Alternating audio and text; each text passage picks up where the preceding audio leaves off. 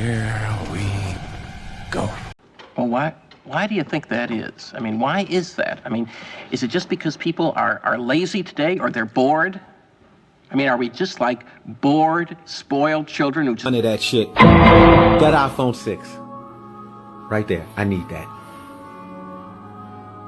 Right here? That right there. Thank you, sweetie. Let it go. Let it go. It's over.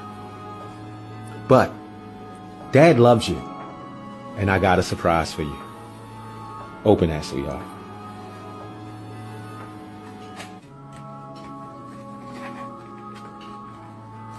You're geeking. No, I'm not. You're geeking. You know what that is? That's a motherfucking trap phone. Posh. What is a posh? A posh is what your ass got now. You don't have an iPod, you got an iPosh. Your ass don't know how to act in class. So, lying in the bathtub all day, just playing with their plastic duck, and now they're just thinking, well, what can I do? Okay, yes. We are bored. We're all bored now. But has it ever occurred to you, Wally, that the process that creates this boredom that we see in the world now may very well be a self-perpetuating, unconscious form of brainwashing created by a world totalitarian government based on money, and that all of this is much more dangerous than one thinks, and it's not just a question of individual survival, Wally, but that somebody who's bored is asleep, and somebody who's asleep will not say no? See, I keep meeting these people. I mean, just a few days ago, I met this man whom I greatly admire. He's a Swedish physicist, Gustav Bjornstrand, and he told me that he no longer watches television, he doesn't read newspapers, and he doesn't read magazines. He's completely cut them out of his life because he really does feel that we're living in some kind of Orwellian nightmare now, and that everything that you hear now contributes to turning you into a robot. And when I was at Findhorn, I met this extraordinary English tree expert who had devoted his life to saving trees. Just got back from Washington, lobbying to save the redwoods. He's 84 years old. He always travels with a backpack because he never knows where he's going to be tomorrow.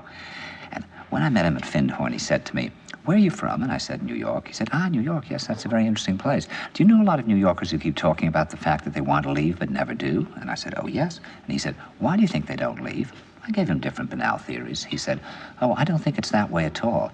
He said, "I think that New York is the new model for the new concentration camp, where the camp has been built by the inmates themselves, and the inmates are the guards, and they have this pride in this thing they've built. They've built their own prison, and so they exist in a state of schizophrenia, where they are both guards and prisoners, and as a result, they no longer have, having been lobotomized, the capacity to leave the prison they've made, or to even see it as a prison."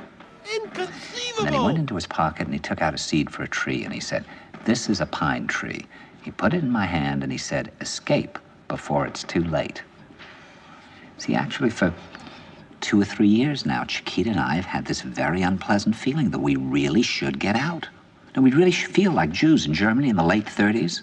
Get out of here. Of course, the problem is where to go, because it seems quite obvious that the whole world is going in the same direction.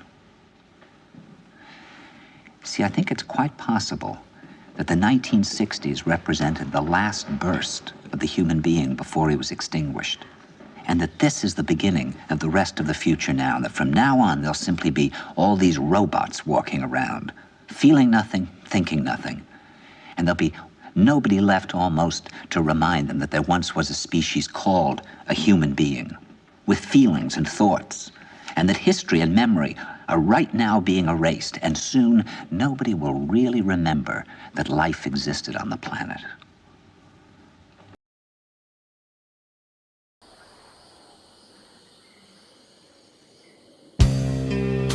Jesse rides through the night under the main street light, riding slow.